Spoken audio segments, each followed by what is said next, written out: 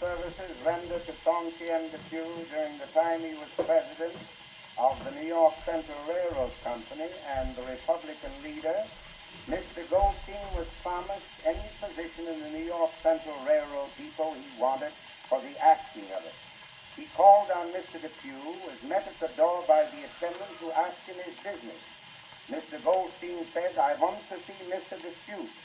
The message was taken in. Mr. Depew said, "Show the gentleman in."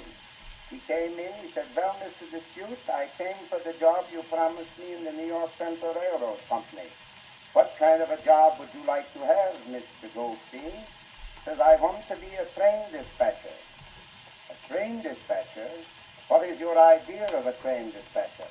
"A fellow that walks around in the depot and calls out the trains." So they got him a blue uniform with brass buttons on, and they put him to work in the New York Central Railroad Company's depot. His first day on the job.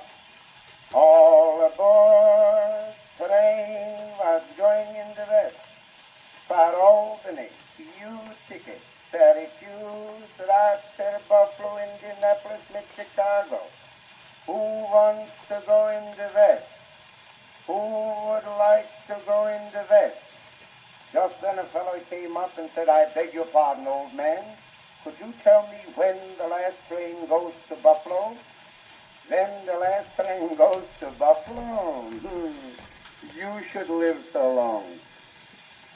Another funny incident occurred to Mr. Goldstein, whose boy had just finished his studies abroad.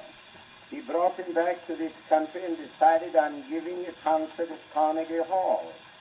He met 20 of his intimate friends and asked them to buy tickets for his boy's concert. The day of the concert was set, and he told them that if the boy was a success, he would give a banquet at the Knickerbocker Hotel for his 20 friends. The boy appeared that day. He was very nervous. He sang off key, broke down in his song. In fact, he was terrible.